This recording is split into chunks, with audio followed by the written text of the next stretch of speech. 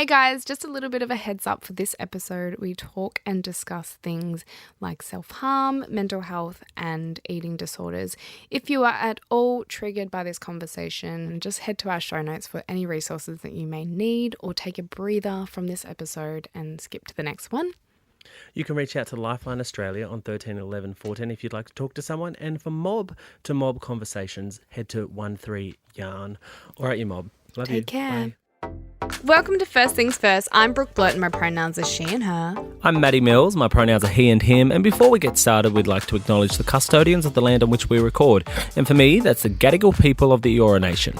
For me, it's the Wurundjeri people of the Kulin Nation. Let's get into it. Let's do I it. legit thought that you were about to say, for me, it's the gay people. But it's Pride Month, like screw it. Yeah. It's me, it's the gay community of the gay community being gay. Gay. Gay means happy, happy is gay. I have downloaded an app that you were using. Yes. I wanted to tell you that I downloaded the Sober app. Yes, I am sober, which I wish it was like, rather than sober being like I am accountable. Yeah. Rather than something like, because you're not always sober from something, like. Yeah. Yeah. It feels like such a, I don't know, it feels like it's a hard, harsh term to use for the I don't know, for the. Because instead of being sober for something, wouldn't you want to feel like you're just more, practicing accountability rather than soberism? Yeah. Is soberism actually a word? No, I don't think so. No. But I made it up. Yeah, now it is. But the reason I bring it up is because, do you remember when we were at the start of the year and we were talking about some things that we wanted to maybe be a little bit more accountable for? Yeah. And also, I think we wanted to have, some breaks from certain aspects of our life. And I think yours was you wanted to go celibate. Over the years that we've done the podcast, I think one of the trends that I was noticing is, my relationship aspect, not being able to develop deeper connections or more sustainable relationships. It would be like, oh, I'm dating this guy and it goes good for like 4-6 weeks, and we have like 2 episodes in there, and then it's like the next month is that's done, like see you later, move on. And that was a reoccurring pattern. And if you are an avid listener and you have known my journey, you would know, and you would notice this pattern with me. And people always say, oh, like I have a type, but it's a pattern, and if you're not aware of it and you're not being self-aware, you just keep repeating it. And I just kept repeating this relationship pattern of developing these quick, fast connections and then it disintegrating or it being and not what I want, because I'm not vetting enough. I'm not developing or like unpacking enough in that first part of the relationship. I'm sort of just rushing into it. And I think, so I wanted to eliminate some of the factors that do happen in that first rush, and that's a sexual connection. I feel like I value that a lot in the first instant. There has to be chemistry, it has to be intense, and it's like, well, if you remove that, what else is there? And I think that's kind of what I'm unpacking, is removing that aspect. So not rushing in and going for it, maybe just taking it slow. But I have not been dating. I have sort of stopped dating. Fuck knows, next month will be different, but I am trying to keep accountable, and that's why I download that app of like no dating, meaning like no casual sex or no, having sex with someone, practicing celibacy. Like I don't like the word celibacy, but it's just the word that, we use in the Australian dictionary. But yes. What do you think that does for your life? Like what improves when you find yourself being accountable to that? The thing with me is I'm so accountable to a lot of things. Like I keep myself accountable for a certain way I live my life and the way that I work. But when I'm not being accountable to myself in relationships, I neglect my feelings and I neglect some aspects of my life, I kind of get distracted by the rush of like love and intensity and the excitement of, that. But yeah, I guess I'm not really being accountable to where I'm at in my life, which is just, I'm so busy. I don't really think that I can sustain a healthy, functional relationship right now. Yeah. I don't have the time. And so I have to realize that, and I have to break that pattern of thinking that I do. And yeah, I mean, there's a lot of other things that I'm keeping accountable for, which I probably haven't really shared, which have been also patterns that I've noticed about my life. So the other things that I've given up are coffee. So how does that work? Because I think I would be a shell of myself if I didn't have a morning coffee. Yeah, sometimes I am, but I've replaced it with matcha, which is a tea which still has caffeine in it, but it's slow releasing, and it's not, and it's when I look at the coffee aspect, for me it was an example of success, which is so unusual, like, to think, right? It's like every morning I take my dog for a walk and I get that coffee, and every day I get that coffee, I'm like, oh, like I'm living the dream, and I'm reminded like, oh, I can buy a coffee every day. Yeah. And I have a coffee machine, a perfectly good coffee machine, which I do love the ritual of making a coffee. Yeah. So I swapped that out, and I was like, I will make a matcha at home. I'll do the ritual, which is giving me that same feeling of having that coffee, that success. And then I take my dog for a walk with my matcha. And that has been replaced, and that's made me feel much better. It also reduces my anxiety. It reduces how stimulated I am, because we do know that coffee is a stimulant. And at first it was hard, but I've reduced, I've limited it. And gradually I'll have not now, but I'll go back to having a coffee maybe like once every month or so, because I enjoy it and I want to feel the effect. But yeah, I want to ask you a question, but I mean, I have also stopped drinking, which I'm assuming, we'll probably talk to your experience with drinking, but my experience with alcohol hasn't always been a negative thing. Sorry, it has been in other people's experiences, but my own, I've just not drank because I just don't really like the taste of alcohol. But as I've gotten older, it's become more of a social thing than really like a thing that I like doing. Yeah. And I've noticed that I don't like the effect the next day. Yep. It's all well and fine to be out and having a good time, and I'm all about that, creating memories with friends, but it's the next morning that I suffer, that I just don't enjoy. So giving that up has been another, I guess, break in the pattern. The hangovers. And I think hangovers are the worst, especially as you get older. It's like they just aren't the same anymore. Like I find that as well. Like, you're borrowing time from tomorrow that you just shouldn't. Yeah, exactly. And I think I always do silly things. Like, I'm not into like risk taking, or I don't drink so much that I'm risk adverse per se. But I will I will fall over, or I will think it's funny to text an ex, or and I think those things are just, for me, in my eyes, the way that I see them. Not everyone would think that, but I just think, oh, I'm better than that. Yeah. The thing with the accountability app that I'm focusing on is actually alcohol. I think that there's been so many years where alcohol has been a vice for me to forget about things, or to numb myself, or, I started drinking when I was 15 years old. And wow, parties. That's really young. Yeah. I went to a boarding school where, on the weekends you'd go out and you would, we would go to my friend's house, and they would steal their parents' alcohol, and we would start drinking, So around 15, 16 years old, I started drinking, and I feel like I continuously drank from that age until, this year. And as I got older, unlike you, I actually, the floodgates open for me when I get drunk, and when it comes to risk-taking behaviour. And I feel like it has been an issue for me. And it's something that I don't like to sort of harp on about or share that often because I feel there's a shame that comes with it.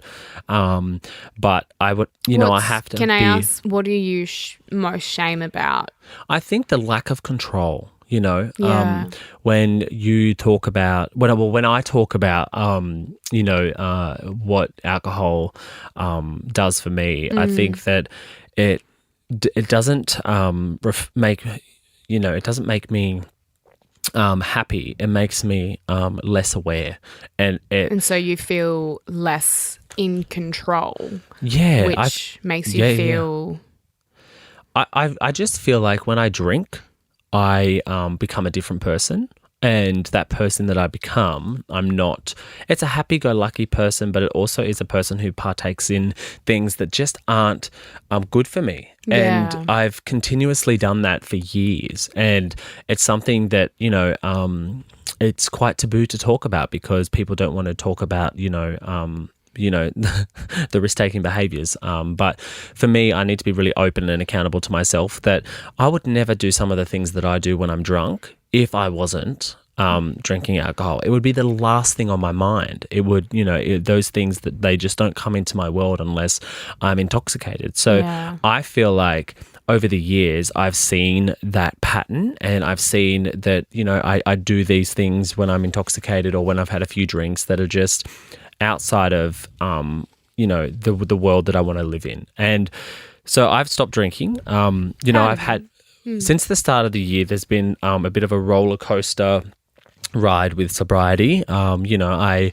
have gone, for stints, and then I've, had my breakout moment where I've gone and had a drink and, used the term relapsed, but still that feels quite harsh for my circumstances, but it's about being honest about it. Exactly. And I think you can use any word, but, that's also fine. And so the app has helped a lot because, and this isn't a sponsored episode, anyone who's like, I am sober is not sponsoring us, but they should. It's keeping us accountable. I think it's it's just having something like tangible to see and to view and seeing those days, every day you get on this app and it gives you a notification and you say, yes, I haven't done this today. And it's about, seeing those days pile up. It's actually inspiring and motivating. So for me, I'm loving clicking, I haven't drank today. And I'm not someone who has ever had alcohol at home. So if you think about an alcoholic, you might, see them as someone who has a lot of alcohol at home. I've never been anyone who drank at home. So it was always going out and drinking. I have, on the opposite of that, I have so much alcohol at home, like in terms of like cocktail mixes and stuff when my friends bring it over, but I have not touched any of it. I only ever drink when I go out and I'll like I don't drink. I never have a drink at home. Is that weird? Neither. Yeah. I never have a drink at home. I know friends who go home and have a glass of wine or something after work. That's never been my experience. My experience is going getting shit-faced with friends in a club and staying out until the sun rises. Like I am an all or nothing type of person, and so if I'm not if I can't be measured and in control of that part of my life, I'm not going to do it anymore. And it comes down to like what I want to sacrifice for the things I want to achieve. And this for me feels like a small sacrifice that is hard work for me. I like going out. I like having fun. I like drinking and feeling, that sense of euphoria on a dance floor and feeling like, tomorrow might not come, so just fuck it up tonight, I love that feeling. So it's actually it's a challenge. It's a challenge for me to not partake in that world. But I know that in the long run, it's going to be something that is really helpful for what I want to achieve. And it's a small sacrifice in the grand scheme of things. But also it comes down to the cycle, When I go home and I see my nieces and nephews and I think about the life that I had when I was a kid, I want to break the cycle. And if there's one thing that I can do in my life that is going to be like the ultimate triumph, it'll be to, to not drink, because that does stop a lot of that vicious cycle that, that's both of us inspiring. Saw as kids. Yeah, I think it's very inspiring. Yeah. I don't think I want to bring a kid into the world if I haven't dealt with, That's right. Yeah.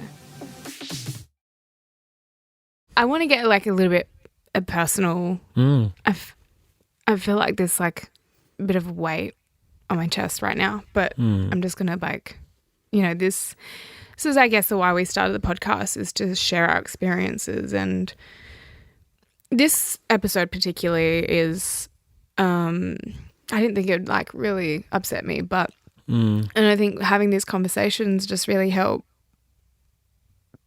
understand like where I'm at. Yeah. So one of the things that I have on my app is, alcohol, celibacy, like sex. Yep. I'm like not addicted to sex, but like, No. I'm practicing having more meaningful relationships. So that means like, removing that. And Yeah.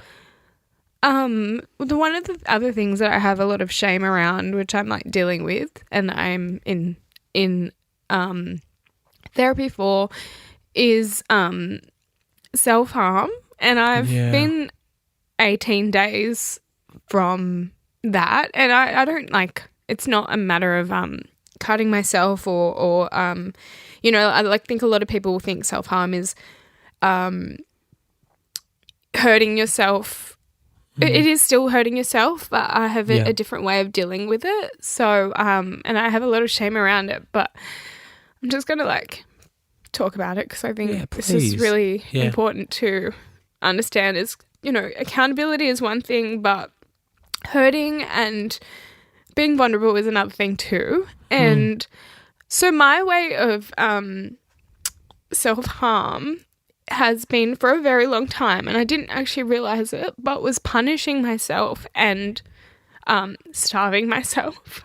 And I haven't felt like, I was just accepting that it was a thing that I learned when I was younger. And I talk about food a lot in Big Love and the deprivation of that and not having that. And I didn't realize that I had a real problem until therapy and until unpacking that. And I often, if I feel like I haven't deserved, this is so upsetting, by the way. Like, no, take your time, sis. It's fine. Please. I just have so much shame around it because I always think on the opposite side when, people or girls or everyone talks about eating disorders. I'm like, oh, well, you have a privilege, like, to have food when you were younger. Like, why would you have an eating disorder? Yeah. Where mine has inherently been developed, and I didn't know that it was like it's now developed into more of a coping mechanism, but now even more of a punishment. Yeah. I know that's so complex, and I'm still learning to unpack it, but sometimes I will just not eat, and that sounds so stupid, but for a long time I could really hide it. Yeah. Because I spent a lot of time by myself. I live by myself. I could hide it from friends, and the more sad I get, the more I isolate myself, and the more that I can hide it. And I think in relationships, it was really kind of hard, but I would often just blame that I felt sick and say that I felt sick so I wouldn't eat. And so, I mean, I'm in recovery, I guess, in terms of, like the whole word of like relapsing and recovery. Like that's so scary. Like those words scare me because I think I'm an addict of some sort, but I'm not. I'm actually just in pain and I'm like just hurting. Yeah. And I'm suffering this in silence, and I just want people to know that it's not easy, and it's something that I didn't think that I had, and having to come to terms with that feeling like there's something wrong with me. It's not. I'm not okay right now. I'm feeling a lot of shame around it. Yeah. But I know that I'm going to get better for it, and I'm keeping myself accountable in a way that is going to help me and become better and to stop punishing myself. Yeah. And so, you know what? Being able to share this and be so open, like I'm shaking right now. Like I've never really even said that out loud because I feel really proud of you for sharing this. Like, I know that it's really something that's really deep for you and your life, I want you to know that, you are loved and that this, obviously is something that you have been going through alone. But being able to share this obviously is, going to help so many people. I I'm just proud felt of like you. so stupid because like I'm like I look healthy and like I look like I'm well and I'm I preach like taking care of yourself and like self-love and all these Yeah. things, and I didn't actually realize that I was actually like punishing myself. Like I just thought it was just something I inherited when I was younger, like like that was just because of your I'm life so when you were young. used to it, and then I just realized that it's self-harm. Like I'm doing it to hurt myself, to make I don't feel better for it. I feel worse, if anything. Like who doesn't want to not eat? Like but because I looked all well on the outside, I was like, oh well, like no one's gonna notice. Like who cares? But I just realized, it's not. Yeah, and I guess that's also why I downloaded this app, was to, I guess, keep myself accountable. And the days that, that app goes up and the numbers go up, it means that I've eaten for every single day for 18 days. Every single day I've had a meal, or I've had food, or I've had something. And I'm not hiding it. From myself or from anyone. Like people see me eat. I'm not ashamed to show people that I'm eating, and I'm like, yeah, I eat. But it's the days when I'm by myself that I'm like, oh, well, I ate so much yesterday, like I won't eat today. Yeah. Do you feel like you write so much about your childhood and feeling that sense of hunger when you were a kid, that trauma is what's driving this? Yeah. I think it's something.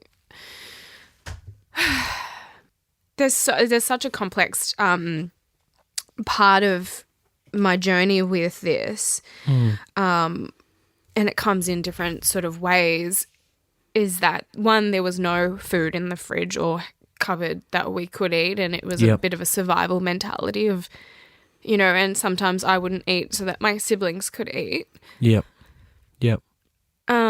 So that, was inherited kind of thing over the years. And then when I got to living with my dad and my stepmom, and, I was very malnourished and, had a lot of health problems, and I'm iron deficient, so I have to eat meat, and I don't really enjoy red meat, but I eat it just to get iron in.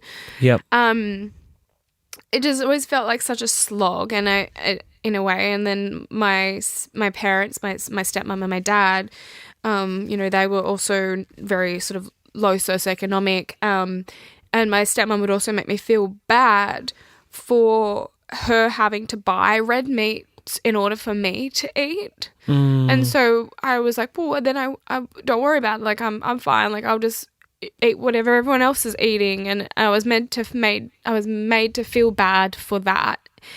And then I also felt a lot of shame around my lunches. My lunches were always like, a very stale Vegemite sandwich, and all my friends were having these like really gourmet like ham and cheese and like Nutella, and I felt kind of shameful around my lunches. So then I would go hide in school with teachers and not eat during the whole day, and then go to follow the dream and then eat there. So as you can imagine, this cycle of like with food and, having all these other things that I'm dealing with as well, like I didn't realize it was like such a problem until I actually like isolated that particular issue and looked at it from like a bird's eye view and was like, oh, like this is probably why. And it just made so much sense to why I kind of constantly punish myself for it all the time. Because I felt a lot of shame around it. And then, I felt like I never wanted to play into this, like I have an eating disorder or I'm in recovery for an eating disorder or anything, like, but I definitely have like inherently like disordered eating, which is an eating disorder. Like, and so coming to terms with that and then being like, well, no, like I have money, I can buy food. So therefore I have a privilege, so I can eat, like, I mean, I'm not a binge eater per se. Like there is BED, which is binge eating disorder. My disordered eating is more of a control thing. And obviously, binge eating is a type of control. And when you talk about control, and I guess you talk about your sobriety, and it's to sort of remain that control. Yeah. You're remaining, I guess you're keeping that control because you know the effects of, like, if you do relapse per se, I don't like that word, but like in quotation, relapse. Yeah. Mine is just like the control is it does come from a matter of things. It's my weight. It's to punish myself. It's also like inherently like a habit of mine, which is not a very good habit. Yeah. And then even when I'm more anxious or when I'm really more sad and stressed, I don't eat. Yeah. So it's just like having to come to terms with all of those things, and I didn't realize it was like such a problem until I really kind of nutted it out and sat with my, I'm in therapy, and I am so grateful for therapy. I've upped my therapy because it, I have to do more intensive therapy with this. Yeah. Every week, and we're sort of unpacking that, and then it's about not feeling that shame, but not feeling like to continue not trying to control and to punish myself, if that makes sense. Yeah, I don't. Yeah, 100. Is this like 18 days for you? Is that, the longest time you've sort of been, like having this app and seeing that 18 days, is that the longest time you've sort of been able to, I suppose, go without punishing yourself in a long time? Yeah, like... Yeah, sometimes I would even blame that if I didn't eat, I'm like, oh, it's a fast. Yeah. But when I look at how I think ways about to be able to hide it and to mask it, and I think and justify it to yourself, I suppose. Exactly, and that's kind of what an addiction is as well. In some way, is kind of validating it and being like, oh, like this is what I just do, or totally, whatever, and masking that and. There were so many different ways that I've masked this to prove that it's okay and that's actually like, no. And then I sort of realised when it's more harmful to me is when, like I like nearly faint.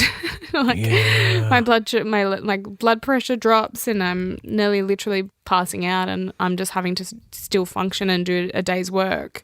Yep. Living with, that's why I sort of gave up caffeine. I was living off caffeine in the morning. That was my first drink in the morning, which is so bad for but this is the thing, that's so bad for your digestive system to have that so like straight away. Yeah, I've heard that too. I know that's bad, but I don't see like not eating bad. Yeah. And I think that's the problem. Well, it's not a problem. It's just something that I'm working through. Yeah. Well, it's just like... Sorry, I didn't mean to be like... So. No, please, don't apologise. I mean, it's beautiful to see like that you, you've come to the realisation and you're doing the work and it's obviously like a long-term thing, right? It's a long-term commitment for you because it's so ingrained in who you are, but it's beautiful to see that you're doing the work, and I feel like for you to be able to identify the issue, like that's a massive thing. Like people probably don't get there for a very long time, I just haven't openly talked about it because of that shame. Yeah. And, stupidly, like, I hide it so well. Yeah. Because we all hide, the things that we don't want the world to see. Exactly. Yeah. And I think I just am ready to sort of shed that shame and not have to live with it because, like, as we're talking about control, I was thinking about the things that I control, and I control a lot of things to hide them, and I'm just trying to not feel so ashamed about it because you carry that weight and you honestly, it weighs you down, and you come in here and you talk about being proud for Pride Month, and then you're like, oh, well, actually, no, I'm not proud of this. And you realize how many things do weigh you down. And I'm just going to be like fucking raw, like honest with it, because I'm so happy that you are, because I've noticed that lately about myself. The more authentic I can be, the more open, the more vulnerable, and show people, the good, the bad, the ugly, the struggles, the wins, the challenges, all of the facets of what makes life so interesting. Being able to actually show all of it and not pick and choose just to show the shiny parts has been so freeing to me. So I hope that you feel after today being able to share this, that there's a sense of relief for you, because you deserve that relief. This isn't something that you should have to go through by yourself. Thank you. I have been isolating myself with this particular issue because I didn't want it to feel like I was this is my own projection of myself, which is really negative, but I'm working on that as well, is to have more positive self-talk. And I think, I'm realizing that I never felt like I was enough in a lot of ways. And so I'm just constantly telling myself I am enough. And, I am emotional, and you just own that, and you just take that, and you just accept that about yourself, because I think, for a long time I was always there for other people, and I was always showing up for other people. But right now, in this moment, and the last, few years, I haven't really shown up for myself. And I think that's what therapy has taught me, is that in order, again, to love other people and to be there for other people, you have to be there for yourself. And I always preached that, but I never really felt that. And so unpacking all of these, things that I never thought I had a problem with is hard. It is raw, and it's fucking, you're in the trenches and you're in the mud pit of it all. But I know that it's going to clear out, and I'm going to, feel much better for it. And I think everyone just kind of pictures that I would have this very fucking glamorous life, and I'm like, well, no, I still have my fucking struggles too, just because I fucking wrote a book about it and I'm like, oh, it was so cathartic, it doesn't mean that I have to not deal with any of that stuff still to this day. We've hold a lot of shame in our communities, and I'm fucking sick of it. I'm sick of us having to carry out this or carry this weight of all of this stuff. When do you shed that? When and you can't just wake up one day and it all be gone. You've got to put in the work. You've got to keep yourself accountable, and you've got to be raw and honor that as well. Take the time to do it, but honor that time and honor that journey of doing it, because it's fucking messy, but you can't just hope that it's going to change overnight. It's really not. And that's what I'm learning, is that I'm usually one to be like, okay, I'm fixed now. But I'm like, no, this is so much harder. When I tell you, it's so fucking expensive too. The fact that, mental health is one of our hugest living things that we live with, and we're in such a crisis with. It's just goes to show how much more people need help with this sort of things. Yeah. And that it's so complex to the individual, and we're all on a fucking journey, but we're not seeing or feeling heard or having resources to even feel that as well. We lack that in Australia, in any country, to be fair. What the fuck is going on with the world? Yeah. And you don't want to be like, oh, I'm really, really sad because I'm not eating, and then there's people fucking dying in Gaza, and you're like, oh, but no, that's one thing that you think, you can't think like that. Your problems are your problems. And perspective, yes, is something, but when it comes to your own day-to-day life and how you feel and how you live and the challenges of us, you don't need to say that they're not a challenge because they don't trump someone else's challenge, I think that we all face our own hurdles and challenges, and they're unique to us and they're important to us. So, but thank you so much for sharing. I feel people who are listening to this, hearing that's going to really help people feel less alone. I hope so. I mean, whatever your situation is and whatever your scenario is, whether it's beating, or having, challenging sobriety and or overcoming that,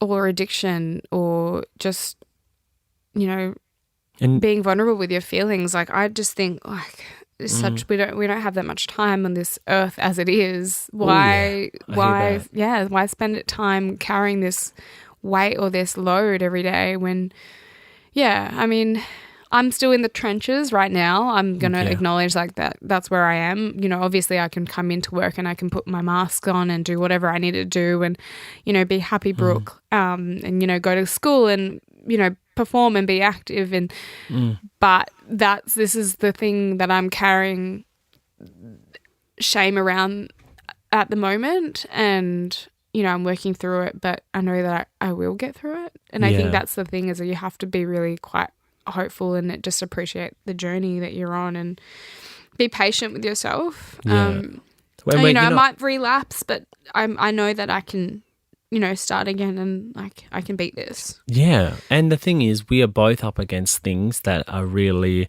a part of our lineage. Yeah. You know, these and things personal to us, have been, you know, handed down to us. They're traumas that, you know, we faced because of our, you know, really tough childhood. You know, alcoholism in my family, both sides. I know that it's a really big obstacle for me, and I need to get through it and work towards it, you know, one brick at a time, but hopefully build that wall up where I don't need that anymore and don't look for it. But with you, you know, this is obviously an experience that you had as a kid that has stuck with you, and it's you know, it's intergenerational. So it's like we're working on breaking that cycle so our kids don't have to deal with it. Exactly, yeah. And I love that. Truly. That takes a champion. So that's how I see you, sis. You're a champion and you're going to get through this. Thank you. I think the best thing that I'm trying to like practice is just telling myself that you are enough. Yeah. And I think that about you, like, you know, we want to work towards to clear all this shit to inherit, you know, hopefully our children are brought up in a much healthier, healed way. But also to acknowledge, like, you know, you are enough as you are, and, you know, if you do have children, like, they're going to love you regardless. And And life is good because of the good and the bad. Yeah, exactly. You like, have to have it really the is. shit to appreciate the good. Yeah, contrast is everything. And if we didn't have the challenges, we wouldn't be resilient and strong people. So, and you know what? We are strong enough to get through the challenges. That's why we've been given them. 100%. Yeah, exactly. We'll keep on trucking along and keep on being accountable to ourselves. And we should do a check-in. Yeah, life is gonna. Life is shit. Sometimes, you know what? But just like anything, you just flush it down the toilet. Yeah. Guna See you one later. minute, Murich the next. Yeah, Murich means strong, yes. Yeah. Thank you so much. No, thank you. Thank you for being so vulnerable. I guess just thank you so much for listeing and being on this journey with, you know, our podcast, or even just us and our journeys together. I think, you know, the best thing that we show and represent is also just a very stable friendship that we can rely on one another and hold that space. And I think if you are a listener and you do feel that, or you haven't got someone that you feel like you can go to, just know that you can reach out to us as well. Yeah. And, you know, there's so much, you know, there's so many resources and help out there as well. So if I've said anything that has like triggered or, you know, made you feel like a certain way, we can put some resources in the show notes for you. But And if you know, are facing difficulties or want to speak to someone, you can reach out to Lifeline at 13 11 14, or you can chat to mob specific, you know, workers at 13 Yarn. Yeah. That's a really good hotline that you can call if you're mob, and you'll be chatting to someone who's from the community, who, you know, and there's no shame in understands, that. I mean, I have called them at times in my life. Yeah. So Did you shame. know that 13 Yarn is actually a part of Lifeline? Yeah, I did actually. I didn't know that, but I was speaking to the CEO of Lifeline, and they said, yep, there's, you know, 60 employees who are mob who sort of run the 13 Yarn section of Lifeline, all by themselves. So it's very self-determined, the framework. Daily, yeah. So yeah, super awesome. So yeah, always reach out if you need help. You're never alone. Yeah, exactly. All right, we'll see you next episode, guys. Take care of yourself. See you, mob. Bye. Love ya.